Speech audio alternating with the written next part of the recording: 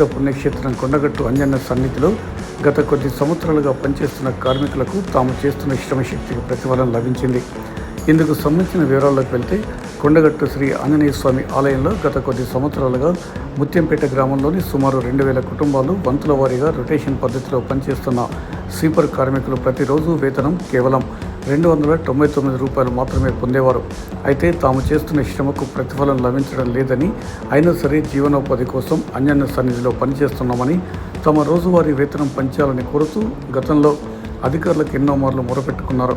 కానీ వారి మొర అరణ్య రోదనే అవుతూ వస్తుంది. కాగా ఇటీవల దేవాదాయ శాఖ కమిషనర్గా 2వ మారు బాధ్యతలు చేపట్టిన తర్వాత ఆలయ కార్యనిర్వహణాధికారి అంజనారెడ్డి ద్వారా రాష్ట్ర దేవాదాయ శాఖ కమిషనర్ హనుమంతరావుకు మరోమారు మొరపెట్టుకుంటూ తమ రోజువారీ వేతనం పెంచాలని కోరారు. దీంతో మానవతా దృక్పథంతో ఆలోచించిన దేవాదాయ శాఖ కమిషనర్ హనుమంతరావు నిబంధనల మేరకు వారి రోజువారీ వేతనం 299 నుండి 499 రూపాయలకు పెంచుతూ గత వారం క్రితం ఉత్తర్వులు జారీ చేశారు. దీంతో ఆలయంలో పనిచేస్తున్న 45 మంది స్వీపర్ కార్మికులతో పాటు ముత్యంపేట గ్రామస్తులు, గ్రామ సర్పంచ్ ఆదిరెడ్డి, మాజీ సర్పంచ్ శ్రీనివాస్ గౌడ్లు హర్షం వ్యక్తం చేశారు.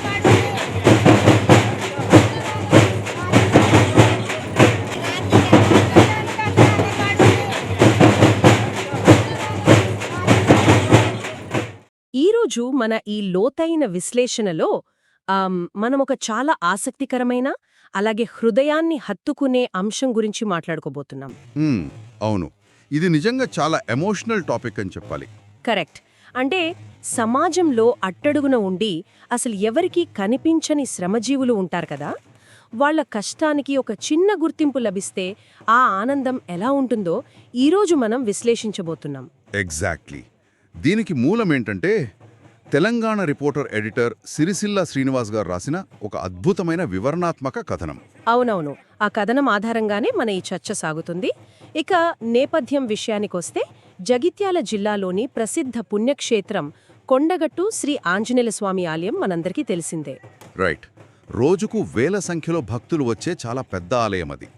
ఆ ఆలయాన్ని ప్రతిరోజు ఎంతో పరిశుభ్రంగా ఉంచే స్వీపర్ కార్మికులు ఎవరైతే ఉన్నారో వాళ్ల జీవితాల్లో వచ్చిన ఒక చిన్న మార్పు వారిలో ఎంతటి భావోద్వేగాన్ని నింపిందో మనమిప్పుడు డీప్ డైవ్ చేయబోతున్నాం. ఇక్కడ మనం గమనించాల్సిన విషయం ఏంటంటే ఇది కేవలం ఒక వేతనాల పెంపుకి సంబంధించిన వార్తా కథనం మాత్రమే కాదు. అంటే దీని ఒక కేస్ స్టడీ లాగా చూడొచ్చంటారా? అవును, ఖచ్చితంగా. మన అధికార యంత్రాంగం, ఆ నిబంధనలు, అలాగే ఒక అధికారి చూపించే మానవతా దృక్పథం, ఇవన్నీ కలగలిసి ఎలా పనిచేస్తాయో చెప్పే ఒక ప్రాక్టికల్ కేస్ స్టడీ ఇది. నిజమే. అయితే వాళ్ల ఆనందాన్ని మనం పూర్తిగా అర్థం చేసుకోవాలంటే ముందుగా వాళ్ల కష్టాన్ని, అంటే ఇన్ని సంవత్సరాలుగా వాళ్ళు ఎదుర్కొన్న పరిస్థితిని మనం తెలుసుకోవాలి కదా. అవును, ఆ నేపథ్యం తెలిస్తేనే ఆ విలువేంటో మనకు అర్థమవుతుంది.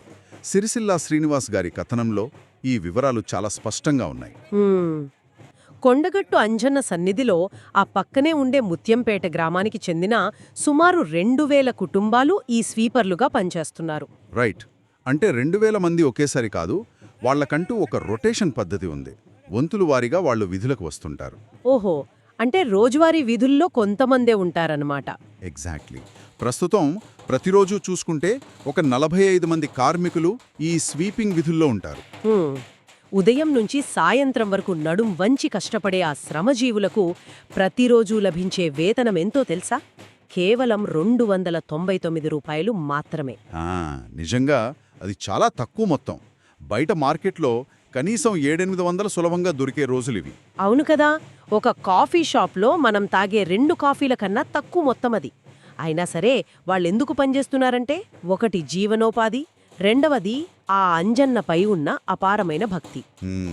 ఆ భక్తి వాళ్ళని అక్కడ నిలబెట్టింది. కానీ భక్తి కడుపు నింపదు కదా. తమ వేతనం పెంచాలని అధికారులకు వాళ్ళు ఎన్నోసార్లు మొరపెట్టుకున్నారు. అవును, కానీ ఆ మొర ఇన్నాళ్లు అరణ్య రోదనగానే మిగిలిపోయింది. నాకెలా అనిపిస్తోందంటే, ఒక పెద్ద యంత్రాన్ని నిరంతరం నడిపించే చిన్న చక్రాలకు సరైన ఆయిల్ వెయ్యకపోతే ఎలా ఉంటుందో అలా ఉంది వాళ్ళ పరిస్థితి. చాలా మంచి అనాలజీ. అంటే ఇంత భారీ ఆదాయం, ఎంతో పేరున్న ఈ పుణ్యక్షేత్రాన్ని పరిశుభ్రంగా ఉంచే ఈ కార్మికులు ఒక పెద్ద భవనానికి కనిపించని పునాది లాంటి వాళ్లు. అయినా వాళ్ల గొంతు ఎందుకు పైదాకా వెళ్లలేదు అంటారు? దానికి కారణం మన ప్రభుత్వ వ్యవస్థల నిర్మాణం అండి. ఒక కింది స్థాయి దినసరి కార్మికుడు జీతం పెంచమని అడిగితే ఆ దరఖాస్తు నేరుగా ఉన్నతాధికారి టేబుల్ మీదకి వెళ్ళదు కదా. మధ్యలో చాలా ప్రాసెస్ ఉంటుంది. అవును. ఆ ఫైలు ఒక సెక్షన్ నుంచి ఇంకో సెక్షన్కి వెళ్లేసరికి ఆ కాగితం మీద ఉండే నలుపు తెలుపు అక్షరాలు, బడ్జెట్ లెక్కలు మాత్రమే అధికారులకు కనిపిస్తాయి. అంటే ఆ కార్మికుల ఆకలి, వాళ్ల దీనస్థితి ఎవరికీ కనిపించదన్నమాట. ఎగ్జాక్ట్లీ. నిబంధనలు ఒప్పుకుంటాయా, పైనుంచి పర్మిషన్ ఉందా, ఇలాంటి టెక్నికల్ కారణాలతో ఆ ఫైళ్లు ఏళ్ల తరబడి ముందుకు కదలకుండా ఆగిపోతాయి. రైట్. మరి ఎన్నో ఏళ్లుగా కదలని ఆ ఫైలు అకస్మాత్తుగా ఒక పరిష్కారం వైపు ఎలా అడుగులు వేసిందనేది ఇప్పుడు చూద్దాం. ఇక్కడే ఈ కథనంలో ఒక ఆసక్తికరమైన మలుపు వస్తుంది. అవును. రాష్ట్ర దేవాదాయ శాఖ కమిషనర్గా రెండవసారి బాధ్యతలు చేపట్టిన మంత్రి ప్రగడ హనుమంతరావు గారు, అలాగే ఆలయ ఈవో అంజనారెడ్డి గారి పాత్ర ఇందులో చాలా కీలకం. కరెక్ట్. ఈవో అంజనారెడ్డి గారు క్షేత్రస్థాయిలో ఉండి వాళ్ల కష్టాన్ని రోజు చూస్తున్నారు కాబట్టి ఆమె ఈ సమస్యను కమిషనర్ గారి దృష్టికి తీసుకువెళ్లారు. ఒక కమిషనర్ స్థాయి అధికారికి ఇలాంటి ఫైళ్లు చాలానే వస్తుంటాయి కదా. వస్తాయి. కానీ హనుమంతరావు గారు కేవలం నిబంధనలకే పరిమితం కాలేదు. ఆయన ఆ నిబంధనలకు ఒక మానవతా దృక్పథాన్ని జోడించారు. రైట్. అంటే ఒక అధికారి తలుచుకుంటే మార్పు ఎలా వస్తుందో ఇక్కడ కనిపిస్తోంది. వెంటనే ఆయన వాళ్ల వేతనాన్ని 299 నుంచి 499 రూపాయలకు పెంచుతూ ఉత్తర్వులిచ్చారు. అవును, ఖచ్చితంగా 200 రూపాయల పెంపన్నమాట. కానీ ఇక్కడే నాకు పెద్ద ప్రశ్న వస్తోంది. చెప్పండి. కేవలం ఒక అధికారి సంతకంతో నిబంధనల మేరకే జరిగిపోయే ఈ చిన్న మార్పు కోసం వాళ్లు ఇన్ని సంవత్సరాలు ఎందుకు నిరీక్షించాల్సి వచ్చింది? అంటే వ్యవస్థలో స్వతహాగా కార్మికుల శ్రమను అంచనా వేసి వేతనాలు పెంచే కనీస విధానం లోపించిందా? ఇది చాలా సీరియస్గా ఆలోచించాల్సిన పాయింట్. ప్రభుత్వ రంగంలో పర్మనెంట్ ఉద్యోగులకు ప్రతి ఏటా ఇంక్రిమెంట్లు, పే రివిజన్ కమిషన్లో ఉంటాయి. వాళ్ళకి ఆటోమేటిక్ సిస్టమ్స్ ఉంటాయి. అవును. కానీ ఇలా దినసరి వేతనం మీద పనిచేసే అవుట్సోర్సింగ్ లేదా కాంట్రాక్ట్ కార్మికులకు అలాంటి ఆటోమేటిక్ వ్యవస్థలు ఉండవు. ఓహో, అంటే ఎవరో ఒక పెద్ద అధికారి కరుణించే వరకు వాళ్ల జీతాలు పెరగవన్నమాట. ఎగ్జాక్ట్లీ. అయితే ఇక్కడ మీరన్నట్టు 200 రూపాయలనేది చాలా చిన్న పెంపుగా కనిపించొచ్చు. అవును. ఇవాల్టి రోజుల్లో ఆ 200తో ఒక కుటుంబానికి ఏమొస్తుంది కదా? పైకి అలానే కనిపిస్తోంది. కానీ పర్సంటేజ్ల పరంగా ఆలోచించండి. రోజుకు 300 సంపాదించే వ్యక్తికి మరో 200 అదనంగా రావడమంటే వాళ్ల ఆదాయం అకస్మాత్తుగా దాదాపు 60% పైగా పెరిగినట్లు. ఓహ్, రైట్. ఒకేసారి 60% తెంపు అంటే నిజంగా ఆ కుటుంబాలకది పెద్ద ఊరటే. ఆ ప్రభుత్వ ఉత్తర్వుల్లోని అక్షరాలు నిజ జీవితంలోకి వచ్చేసరికి ఎంతటి ఉద్వేగానికి దారితీస్తాయో మంగళవారం నాడు జరిగిన సంఘటన మనకు తెలియజేస్తుంది. ఖచ్చితంగా. ఆ రోజు కొండగట్టులో జరిగిన పరిణామాలను సిరిశిల శ్రీనివాస్ గారు రాసిన విధానం చదువుతుంటే మనకే రోమాలు నిక్కబూడ్చుకుంటాయి. అవును. కమిషనర్ హనుమంతరావు గారు, ధార్మిక సలహాదారు గోవిందహరి శర్మ, అలాగే ఆర్కియాలజీ అధికారితో కలిసి ఆ రోజు కొండగట్టుకు చేరుకున్నారు గదా. వాళ్లు కేవలం స్వామివారి దర్శనానికే వెళ్లారు. కానీ అక్కడ వాళ్లకెదురైన స్వాగతం వాళ్లు ఊహించి ఉండరు. అసలు ఆ స్వాగతం ఎలా జరిగిందంటే, ఆ 45 మంది స్వీపర్ కార్మికులు, ముత్యంపేట గ్రామస్తులు, సర్పంచ్ ఆదిరెడ్డి, మాజీ సర్పంచ్ శ్రీనివాస్ గౌడ్ అందరూ కలిసి డప్పు చప్పుళ్లతో ఘనస్వాగతం పలికారు. అవును. శాలువాలు కప్పి పూలమాలలు వేసి వాళ్లని సత్కరించారు. నిశ్శబ్దంగా గుడిని ఊడ్చే ఆ శ్రమజీవులు అకస్మాత్తుగా డప్పులు కొడుతూ పండుగ చేసుకోవడం అనేది ఒక అద్భుతమైన ఫీలింగ్ అండి. నిజమే.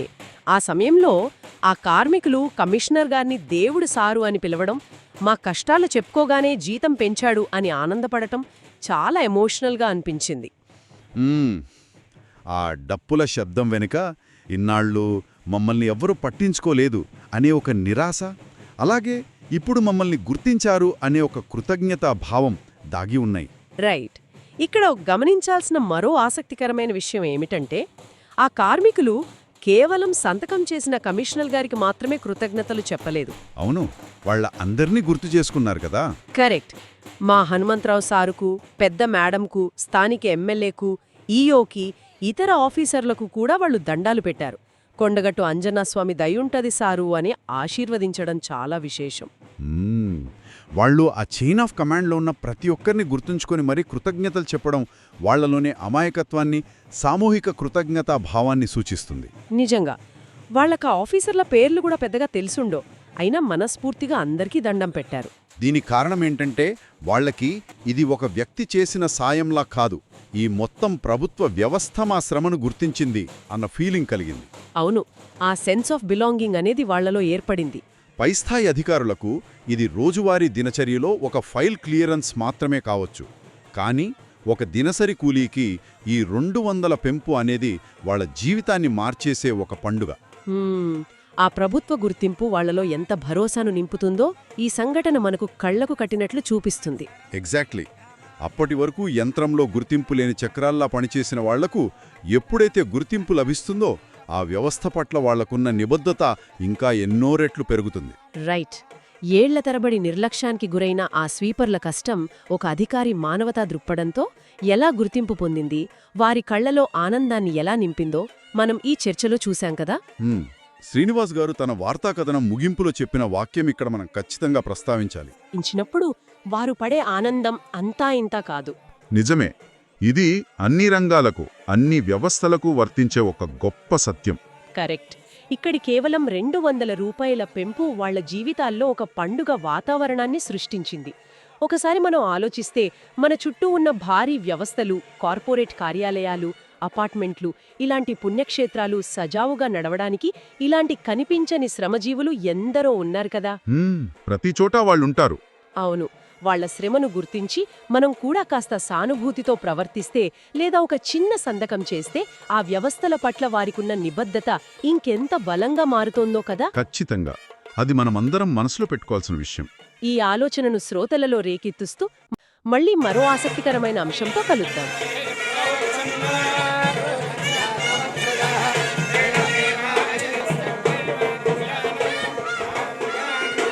Yes.